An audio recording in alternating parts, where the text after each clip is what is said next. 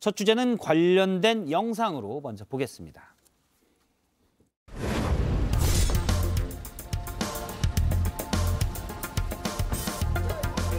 잠깐 말씀 한 말씀. 두 번째 신문 역시 직접 출석하셨는데 소감 한 말씀만 부탁드립니다. 조용히 좀 하면은 저 조용히 좀 하면 좀 섞여가지고.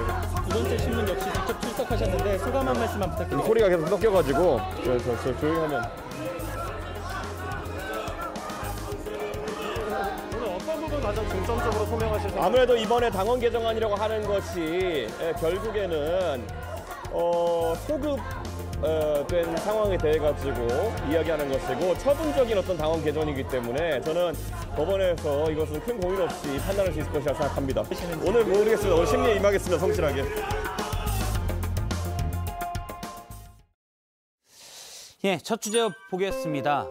누군가 있다. 요 얘기는 어제 MBC와의 인터뷰에서 한 얘기인데요.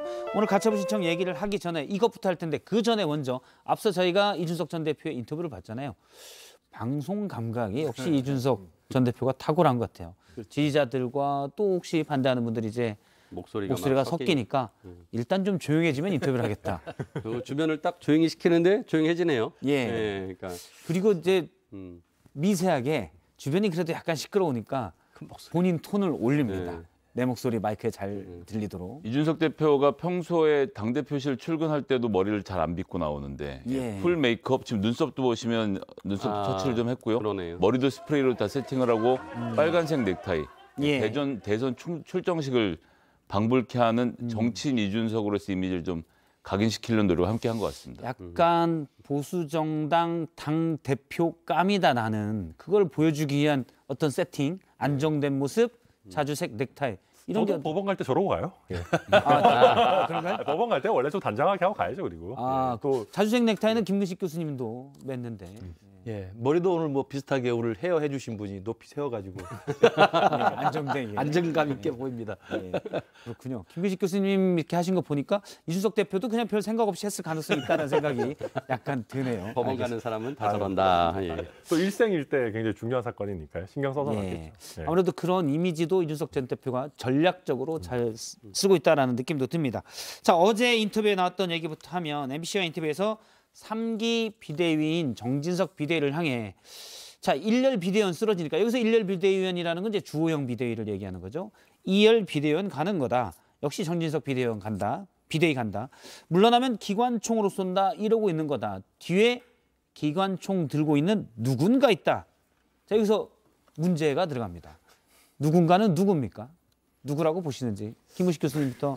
넥타이 색깔이 같은 김구식 그러니까 교수님. 뭐 어제 그 인터뷰에서 이런 표현을 쓰고 어떤 영화를 또 인용을 하면서 어차피 총 하나를 가지고 두 명의 군인이 쓰게 한다. 결국 총알바지가 되고 뒤에서 또 쓰러지면 그걸 이어받는다 이런 이야기 하던데. 예. 물론 이제 이준석 대표 입장에서 보면 주호영 비대위가 직무정지가 되고 무효가 됐는데 또 다른 비대위를 해서 이제 우리 김성애 소장 계속 이야기한 것처럼 비비대위를 또 한 거 아닙니까? 예. 그럼 또 쓰러지면 또 비비비대위가 될 수도 있다는 것이어서 그런 것들을 이제 굉장히 조롱한 듯한 표현인 것 같은데 그 누군가는 제가 볼 때 대통령까지 겨냥하기는 좀 어려울 것 같고 제가 느낌에 누군가가 뒤에서 기관총을 가지고 쓰러지면 또 나가라고 전진하라고 이렇게 압박하는 사람들은 제가 그냥 머릿속에 떠오르는 것은 초재선 의원들의 완장찬 저는 홍위병들이라고 생각을 합니다. 그러니까 뭐 잘 기억하시지만 지난번에 비대위 무력화됐을 때 대부분의 중진 의원들은 최고위로 돌아가자. 그리고 이게 정상으로 가야 된다. 그래서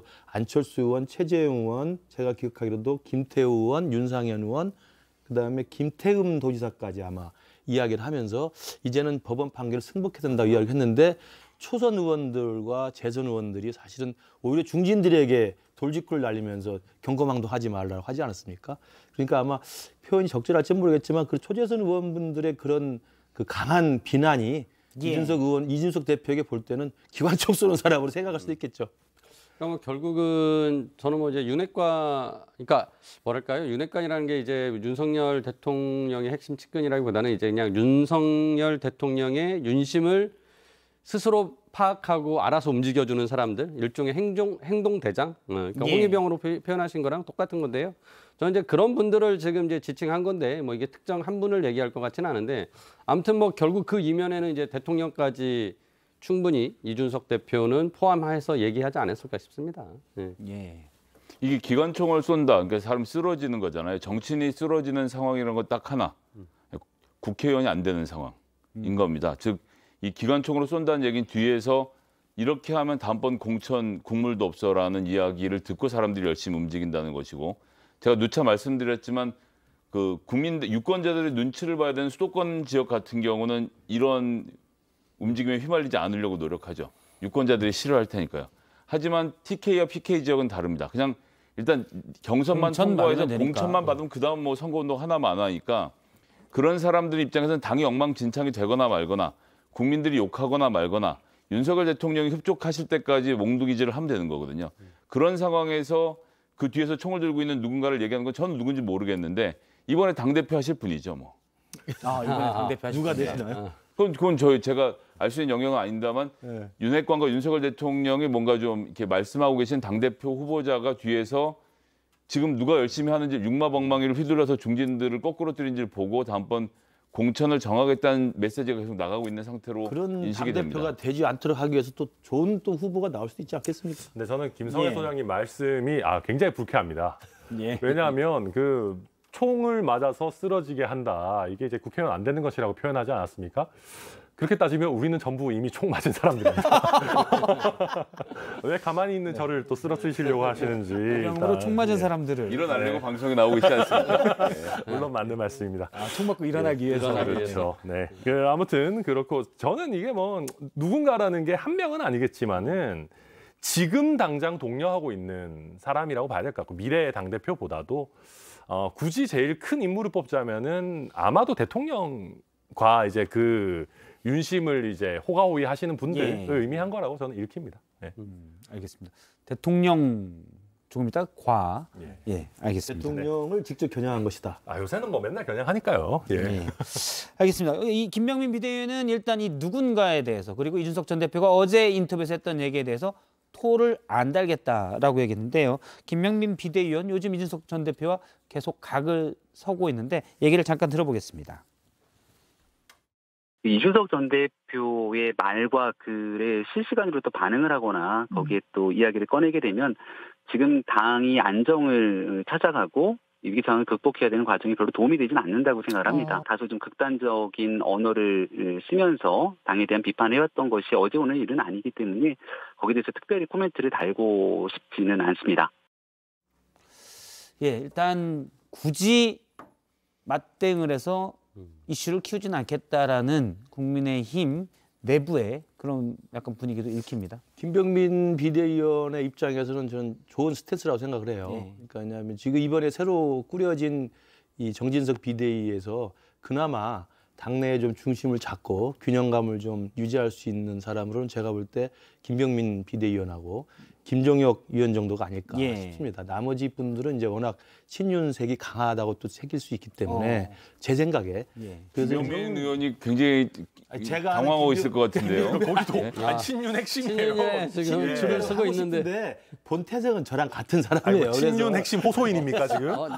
그래서 너무 많이 나가잖아. 그래서 제가 볼 때는 지금 김병민 비대위원의 그 스탠스가 저렇게 하는 것이 저는 어쩔 수 없다. 그러니까 예. 본래 태생은 상당히 중도 지향적이고 또 김종인 비대위원 또 출신을 했기 때문에 그리고 사실은 이제 윤석열 정부 수립한 이후에 일정 정도의 이제 그 좀 우여곡절 겪었기 때문에 대변인을 했었고요. 예. 그리고서 이제 비대위원으로 이제 임명이 됐기 때문에 무언가를 이제 사실은 역할을 할 수밖에 없는 상황인데 그렇다고 하루 아침에 과거의 김병민 의원의 모습이나 이미지에서 바꿀 수는 없잖아요. 그러니까 뭐 예컨대 뭐 오늘 이야기가 별거 다 나오는데 장해찬 본부장처럼 나서가지고 또 뭐 이렇게 악역을 하고 이렇게 하는 건 김병민 의원답지 않아요. 그러니까 저렇게 하는 수밖에 없는 상황이 하지 않나 제가 싶어요. 김병민 뭐 이렇게 비판하려고 드리는 말씀은 아닌데 썰전 라이브에서 그걸 몇 번 만나 뵈면은 윤석열 대통령이나 이런 분 말씀하실 때 오류가 전혀 없는 분으로 굉장히 최근에 그랬죠. 예, 최근에. 미끄럽게 잘 빠져나가시는데 최근에 그랬고 최근에요. 미끄럽게요. 예, 그러니까 일관되게 그러지는 않았잖아요. 보통 매끄럽게. 아니 좀 이해를 해주세요. 이게 얼마나 애매하면 저런 입장을 내겠습니까? 어쨌든 제가 볼 때는 김병민 전 지금 비대위원이죠. 지난 수개월 동안 해왔던 노력을 물거품으로 만드는 김규식 교수님의 경우로 해석이 수개월이 아니죠. 제가 알기로는 김병민 의원의 속마음과 예. 김병민 의원의 그 심무 원리는 있다고 생각해요. 저는 그래서 어제 비대위원 되고 나서 내가 축하 전화도 했는데 잘해줄 거라고 믿습니다. 예. 예, 뭐 주제는 아닌데 어쨌든 예. 또 잘해줬으면 좋겠습니다. 예. 아 그리고 이거 해봤자 또 이기기도 어려워요. 이준석 대표랑 이게 각을 세워봤자. 예, 그리고 저는 이건 뭐 제 주관적인 생각입니다만은 이준석 대표의 태도에 대한 비판과 별개로 이준석 대표의 지금 처해 있는 상황이 명분이 있거든요. 예. 기본적으로 이제 무리하게 이준석 대표를 축출하려고 하는 상황이고 이준석 대표 그걸 방어하는 입장이니까 김병민 비대위원이 뭐 각을 세워봐야 사실 얻을 게 별로 없어요. 네.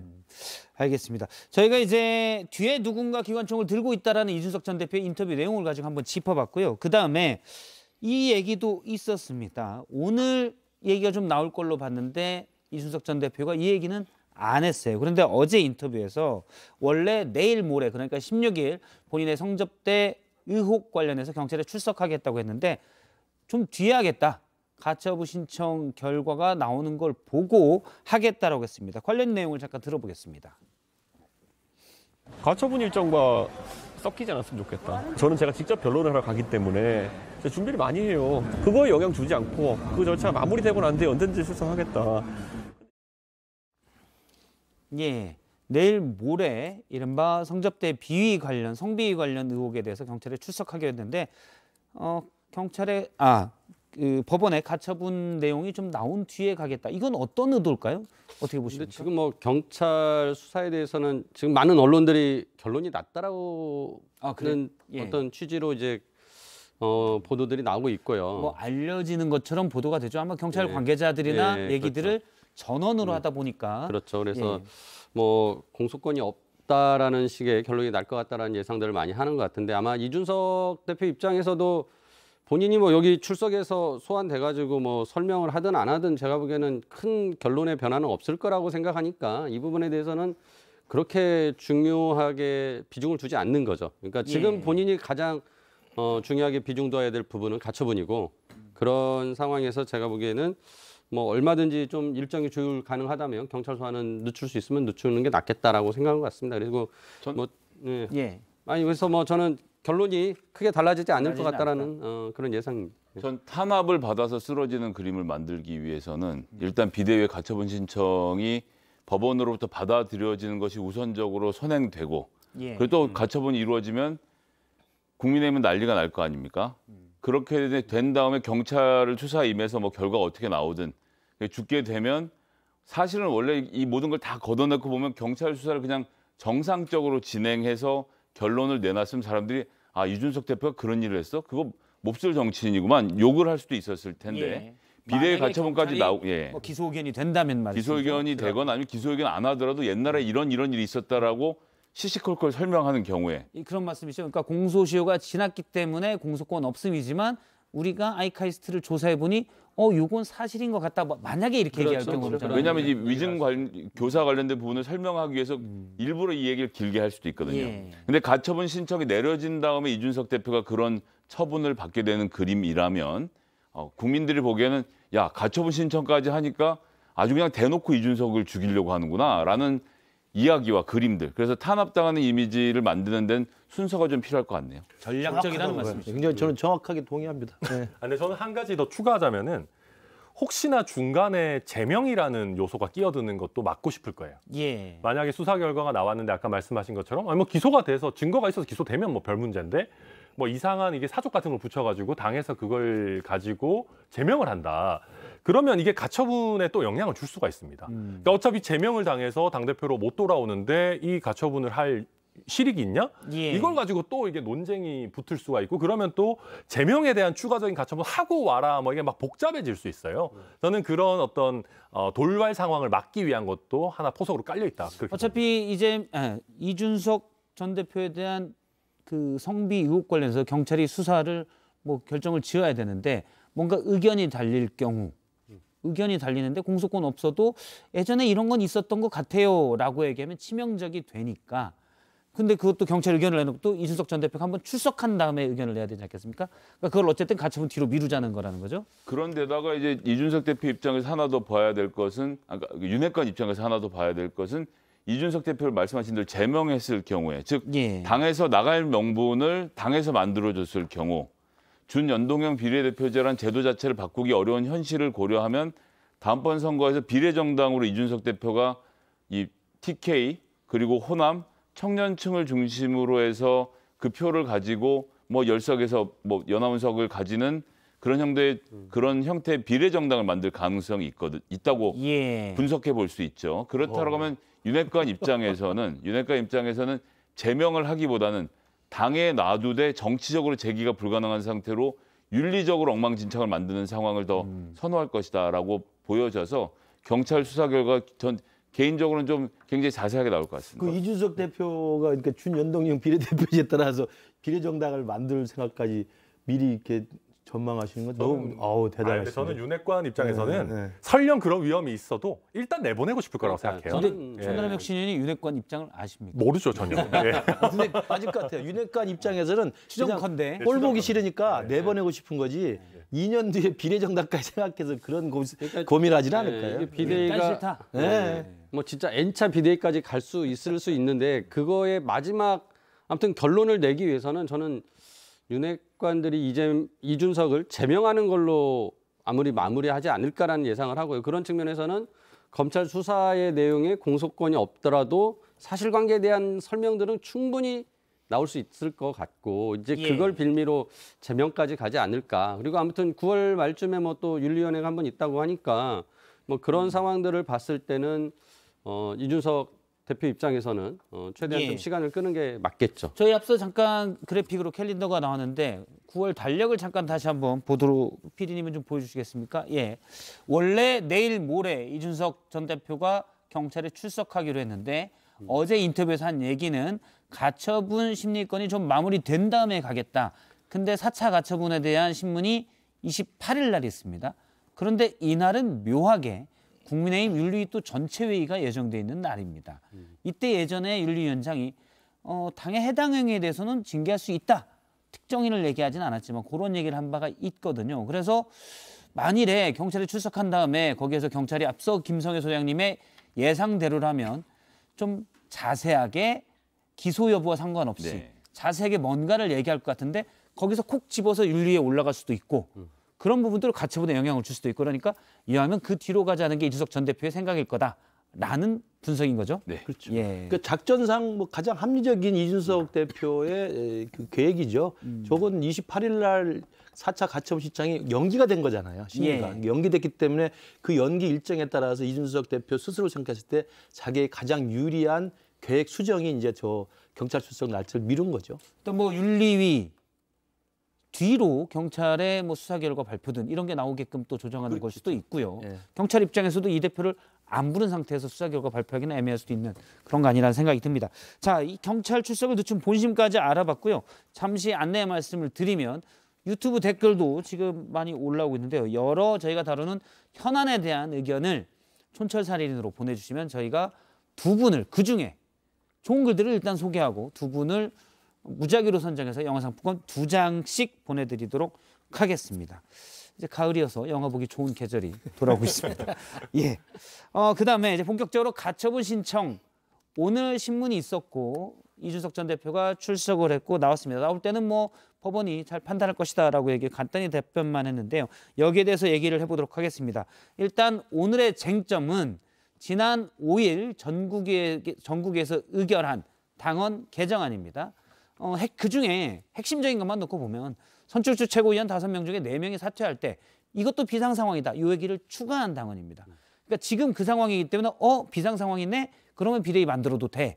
라는 근거 조항을 추가한 지난 5일 전국위가 이준석 전 대표는 이건 말이 안 된다 해서 효력정지 가처분 신청을 했는데요. 이준석 전 대표 입장과 국민의힘 입장을 보면 이준석 전 대표 입장은 최고위원들이 이미 다 사퇴한 뒤에 거기에 맞게 당원을 소급해서 입법했다. 그래서 말이 안 된다.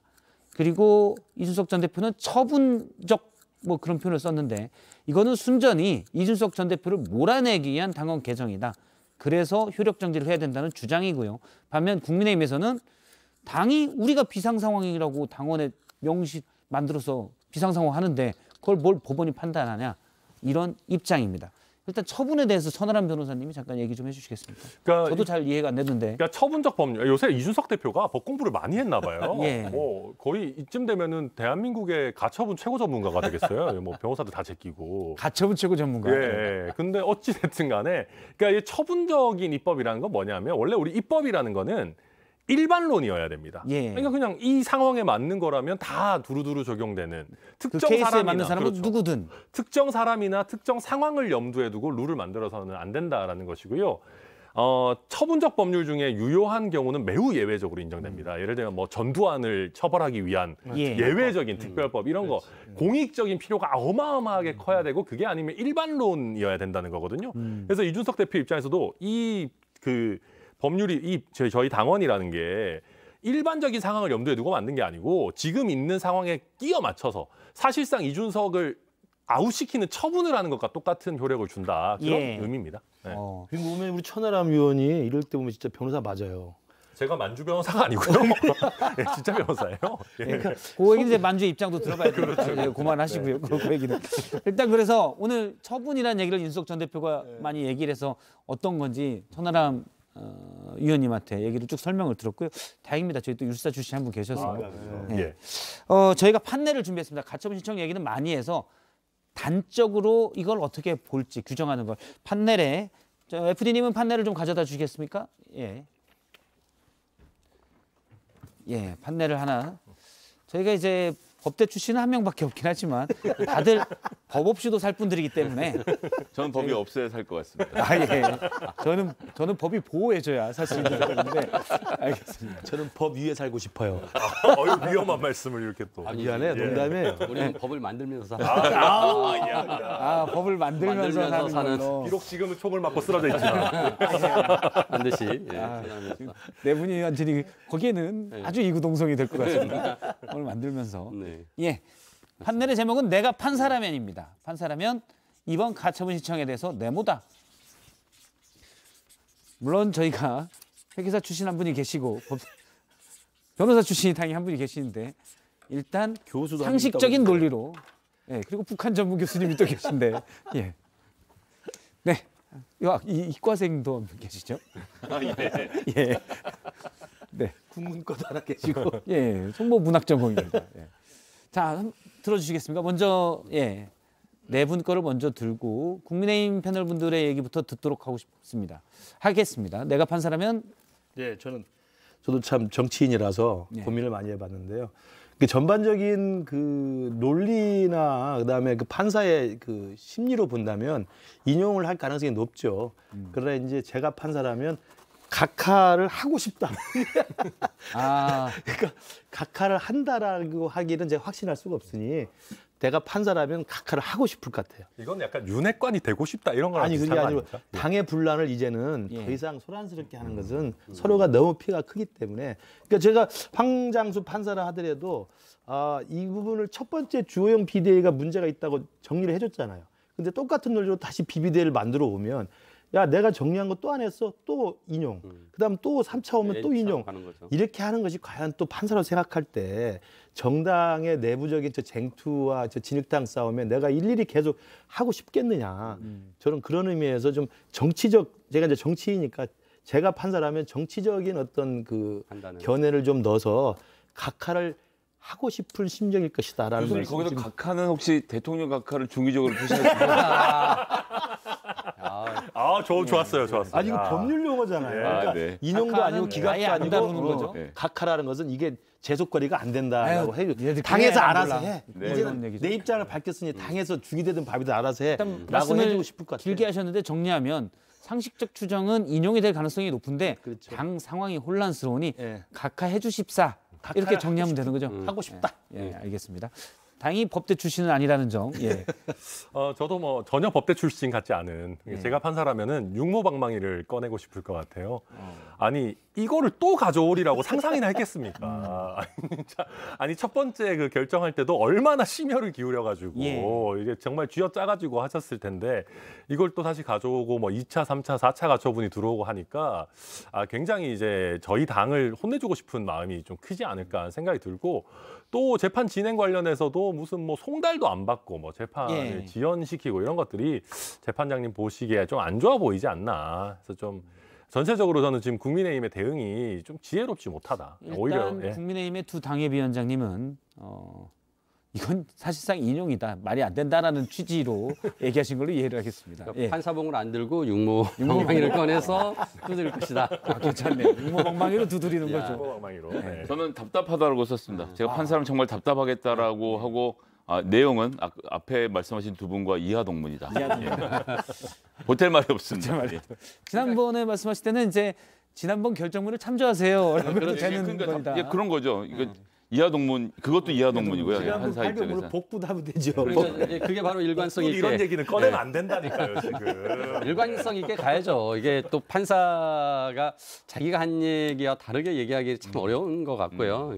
저는 일관성 있게 간다고 한다면 저는 인용될 수밖에 없을 거라고 예상합니다. 네. 예. 근데 제가 각하 이야기를 또 하고 싶은 게 그 지금 오늘 이제 심리한 것은 그거잖아요. 전국이 의결 중단 그거잖아요. 예. 그러니까 전국이 이미 개최가 됐잖아요. 그럼요. 법적으로 그렇잖아요. 될 게 꽤 많아요. 그렇지. 지금. 저는 네. 그래서 그 법 논리상으로도 이미 전국이는 개최가 지나간 거기 때문에 전국이 개최를 중단해달라고 하는 이 세 번째 가처분은 각하될 가능성이 있어요. 일단 효력 정지를 신청한 것 자체는 지나가 버렸으니까. 그러니까 전국 효력 개최- 정지는 남아 있어요. 그러니까 개최 금지는 그치. 끝났고 났고요. 일기 그렇죠. 비대위원 나머지도 물러나라는 것도 이미 끝났고. 끝났고 물러났으니까. 오늘 한 거는 솔직히 말하면 다 예고편이에요. 그렇죠. 그러니까 본편은 28일에 28일 에 하는 나와있는 정진석 비대위원장 물러나라. 그게 이제 지난번에 했던 주호영 비대위원장 물러나라라는 거랑 똑같은 거라서 그게 핵심입니다. 이게 지금 판사 입장에서는요. 그러니까 국민의힘이란 정당을 놓고 볼 문제가 아니고, 그러니까 판사 사법부 입장에서는 입법부의 관계 설정에 있어서 본인의 고민이 되게 많을 것 같거든요. 그럼 이제 쉽게 얘기하면 정당 엉망진창이 되는 상황에 대해서 이거 내가 어떻게 해야 되지? 내가 만약 법대로 했을 땐 더 엉망진창이 될 것 같은데라는 걱정이 있겠죠. 근데 그 걱정은 이 개인으로서의 걱정인 것이고 사법부의 일원으로서 그러면 이 입법부 앞으로 어떤 정당과 어떤 관계를 만들어 가겠냐라고 하면 이를 악물 수밖에 없어요. 무슨 얘기냐면 자, 정당 민주주의는 정당에서 지키셔야 됩니다. 이건 제가 당신들의 정치에 개입하는 게 아니고요. 정당 역시도 기본적인 헌법 정신, 민주주의에 의거해서 운영하셔야 되는데 그렇게 안 하시면 제가 아프지만 이렇게 보여드릴 수밖에 없습니다라는 태도를 계속 취할 수밖에 없고 지금은 엉망이 되겠지만 이걸 보고 나면 지금 당장 국민의힘의 이런 모습을 보고 나서 민주당도 마찬가지죠. 앞으로 이런 문제가 생겼을 때 당대표를 이런 식으로 축출하려고 하는 노력을 안 하게 되는 상황까지 생각하면 사법부로서는 이 법적으로 판단할 수밖에 없겠다 이런 생각이에요. 저는. 법대로 해야 된다는 네. 말씀이시죠. 지난번 판결문 보면 아무튼 그 정당 민주주의를 되게 핵심으로 하고 특히나 이 당원들이 뽑은 최고위원, 당대표에 대해서 이렇게 무력화시키는 것에 대한 우려를 표명했다고 저는 느끼거든요. 그러니까 그런 측면에서 저는 지금 최고위원들을 전체를 사퇴한 것이 아닌 상황에서 이제 일종의 이제 보궐선거로 다시 보완하라는 취지인데 그게 현실적으로는 불가능해서 지금 계속 비대위로 가는 상황이지만 판사 입장에서는 결국은 이 정당 민주주의라는 이 논리를 지킬 수밖에 없다고 생각하고 그런 측면에서 저는 이 비상 상황에 대한 이 소급 입법도 그렇지만은 이 정국이가 지금 하고 있는 이 정국의 정당성, 그러니까 전체 당원이 아닌 정국이라는 대의기관이 하고 있는데 이 대의기관에 얼마나 정당성을 인정할 것이냐도 새로운 또 쟁점이 될 것 같아요. 그래서 저는 판사 입장에서는 제가 보기에는 앞서 그 첫 번째 판결의 그 정당 민주주의의 일관성을 유지하기 위한 논리를 결국은 펼칠 수밖에 없을 거라는 생각이 저도 예. 조금만 보태면은 이게 사실 정답이거든요. 네. 그리고 저는 제일 이 윤핵관이라고 하는 분들이 하는 것 중에 이해가 안 되는 게 왜 전당대회에서 전당원 투표 안 붙이는지 모르겠어요. 저는 하면은 이준석 대표 쫓아내야 된다라는 당원이 더 많을 거라고 생각합니다. 예. 예. 아니 그러면 재신임 재신임 묻자가. 비슷하게 해가지고 저는 김용태 최고위원이 사실 그런 얘기 했잖아요. 그렇지, 재신임 안 묻자. 했죠. 네. 저는 그래서 그거 보고 아니 왜 이러나 이거 왜 답안지를 알려주고 그러나라고 얘기를 했는데 그걸 안 하시더라고요. 만약에 그렇게까지 해서 당원 당규 바꾸고 이준석 대표에 대한 재신임을 물었다면은 더 이상 법원에서도 말을 못 할 겁니다. 예. 근데 왜 그런 자신감이 없는지 당원 소환이야 절차가 좀 복잡하니까 그렇다 쳐도 전당원 투표 붙이는 건 생각보다 간단한데 투표를 ALS도 네, 할 수 있고 뭐 모바일도 요새는 할 수 있고 하는데 좀 잘 이해가 안 돼요 그 부분은. 네. 민주당에서는 뭐 가끔 그런 거 했었잖아요. 전당원 투표를 해서. 했었죠. 예, 지난번에 공천 부분도 그랬었고. 그러니까 사실은 법의 논리나 이 판사의 이 정당 민주주의에 대한 소신 그리고 이 국민의힘 사태에 대한 일관된 그 자기의 그 주장을 생각해 보면 인용이 될 가능성이 높죠. 높은데 제가 아까 말씀드리고 싶은 것은 지금 이 당이 인용이 또 됐을 경우에 가져올 후폭풍도 판사 스스로도 생각할 수밖에 없다는 거예요. 그러니까 내가 답을 주고 내 입장을 분명히 소신 있게 밝혔는데도 또 이렇게 나오면 거기서 또 하는 것이 과연 어떤 의미가 있고 그것이 갖는 부작용이 무엇인가도 저는 고민이 안 될 수가 없다. 이번 왜냐하면 나름대로 뭐 당원 당규 바꾼다고 하고 뭐 절차적 하자를 고쳐갖고 왔는데 사실 절차적 하자만 고쳐야지 내용적 하자는 그대로 갖고 온 거 아니에요. 그러니까 이걸 그럼 또 그럼 인용을 할 건데. 그럼 했을 경우에 그 절차자가 또 같이 또 오면은 어떻게 할 건지. 그러니까 예. 저는 이 황 판사님의 고민이 클 거라고 생각하고 김성애 소장님 말씀대로 단호하게 할 수도 있다고 생각해요. 내 말을 이렇게 보더라도 똑같이 단호하게 해줄 거야라고 할 수도 있지만 제가 볼 때 고민은 클 거라고 생각합니다. 결정문을 2배 길게 더 자세하게 써줄 수도 있어요. 결정문 우측 상단에 육모방망이 모양을 하나 딱 어팅을 해서 할 수도 있고. 근데 제가 아까 들어보니까 천하람 위원님 말대로 전당원 투표할 수도 있지만 제가 윤핵관이라면 혹시 그래서 되면 어떡하지? 네. 만약에 천하람 위원의 경우는 했는데 다시 이준석 대표가 재신임을 받으면 아 재신임이 됐구나 하고 그냥 빠지면 되지만 윤핵관 입장에서는 완전히 상황이 또 다를 수 있거든요. 그래서 안 붙일 수도 있는 거 아니냐. 혹시나 싶어서 그러신 거겠죠. 라는 생각도 좀 듭니다. 맞습니다. 아니, 그러니까 그런 경우에는 진짜 그 남아 있는 최고위원 김용태 최고위원을 설득해서 김용태 최고위원마저 만일 사퇴를 하면은 진짜 해산되는 거잖아요. 자발적으로. 그러니까 그런 것도 좀 정치적으로 노력을 했었어야 될 텐데 뭐 오늘 김용태 최고위원 얘기를 들어보니까 전혀 그런 노력이 없었다고 하더라고요. 그러니까 7월 8일 날 처음 이준석 당대표 징계하고 나서 뭐 전체 총사퇴란 얘기를 잠깐 한번 해본 적은 있지만 그 뒤로 지금 자기가 남아있는데 자기를 와서 설득하는 단 한 명의 의원이 없다. 그 얘기를 하더라고요. 그래서 저는 진짜 그 국민의힘 내부의 어떤 그 정치가 정말 실종된 것 같다라는 생각이 들었어요. 지금 말씀하신 내용과 연관이 돼 있는 건데요. 오늘 이병철 변호사, 이준석 전 대표 측의 법률 대리인입니다. 이런 얘기를 했습니다. 이준석 대표는 당대표로 복귀할 권리를 갖고 있다. 그러니까 언론을 향해서 현 대표로 해달라. 징계 기간 중이라고 표현해주길 부탁한다. 저희가 사실 초반부터 이게 애매하고 고민에 빠졌던 부분인데요. 현 대표로 해야 되는지 전 대표로 해야 되는지. 먼저 김성현 소장님은 어떻게 생각하십니까? 이게 좀 복잡한 문제더라고요. 예, 어쨌거나 가처분 신청이 받아들여진 상태라고 하면 당대표직을 유지하고 있는 것이 아닌가라고, 그러니까 뭐 징계는 받은 상태이지만 거기까지 법원이 결정한 거 아닙니까? 그리고 정부 여당은 법을 당연히 따라야 된다고 생각해서 지금 현재 시점에서는 현 대표가 맞지 않나 싶은데 법적으로는 잘 모르겠습니다. 법적으로는 200% 현 대표입니다. 이게 징계 기간 중이라서 좀 헷갈리는 건데요. 1차 가처분을 승소했고 이준석 대표가 징계 기간 중이 아니었다면 바로 복귀하는 겁니다. 아니 그렇잖아요. 내가 대표 권한이 있고 주호영 전 비대위원장 직무가 정지됐으면 원래는 내가 복귀하는 겁니다.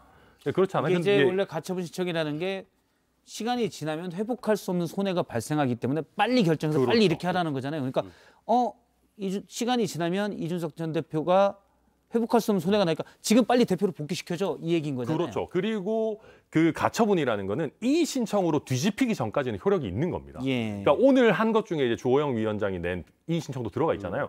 그거에서 뒤집히기 전까지는 현 대표가 법률적으로는 맞는 거예요. 그러니까 사실 원래대로 법원에 가는 형태로 따지면 이준석 대표가 자기를 대리할 법정 대리인을 가처분 신청에 같이 집어넣었으면 주호영 비대위원장이 나간 자리를 그 대리인이 가서 채울 수 있는 것 아닙니까? 근데 그러니까 그거까지는 이제 무리수고 징계라는 또 변수가 있기 때문에 간단한 문제는 아니죠. 지금 이제 당원권 정지가 돼 있는 그렇죠. 상황이어서 그렇다는 말씀이죠. 네, 맞습니다. 그런데 또 하나는 당시 이제 유상범 의원 등이 얘기했던 부분도 있는데 비대위원장만 직무 정지가 됐고 비대위원은 남아 있으니 이게 비대위가 있는 거냐 없는 거냐? 비대위가 있으면 대표는 있는 거냐 없는 거냐? 그건 이게 제가 복잡해요. 유상범도 법률인인데 저는 좀 경강부회라고 생각해요. 근데 형식적으로 그렇다는 말이죠. 판결문을 형식적으로. 읽어보면 그런 뜻이 전혀 아니잖아요. 그러니까 취지는 왜냐하면 판결문 이준석 취지는 대표가 신청한 가처분 신청이 주호영 비대위원장 직무정지니까 비대위원장 직무정지 시킨 거지. 거기서 비대위원을 신청하지 않았다고 해서 비대위 살아있다고 말하는 게 말이 됩니까? 유상범 의원의 그런 말은 그 이승만 대통령에게 4.4 오입이 가능하다라고 간언한 수학자의 심정이 아니었을까. 아, 수학자의 심정으로. 수학자라고 합니까? 하여튼 그렇게 보고 있습니다. 예. 알겠습니다. 사실 저희가 제작진 사이도 왜냐하면 이준석 현 대표라고 쓰는 순간 공식 명칭으로 비대위라는 표현을 또 쓸 수가 없거든요. 그래서 한참 저희 제작진도 오전 회의 때 갑론을박을 벌이다가 당시에 제가 천하람 위원에게 전화도 했습니다. 이게 뭐가 맞습니까? 네. 근데 일단은 정치 현실을 고려하면 이게 복잡한 문제입니다. 저희가 한참 갑론을박을 벌이다가 지금 미국이 금리를 엄청나게 올린다고 하고 경제가 이 모양인데 우리가 지금 비대위가 있냐 없냐 전 대표냐 현 대표냐 이게 싸워야 되냐 이걸로 잠깐 그래서 잠깐 그냥 있었다는 거를 국민분들도 아마 이제 대부분 그냥 어디 가면 현 대표 하다가 어디 가면 전 대표 하다가 하니까 그냥 알아서 들으시는 것 같아요. 현 대표, 전 대표 하지 말고 그냥 대표 하면 되잖아요. 그냥, 예 지금 뭐 경제가 이런데 멋이 중한디 이 말로 예전에도 한 번 총리하면 나중에 나와도 당장 총리예요. 현 총리라고 하면 안 하면 되니까.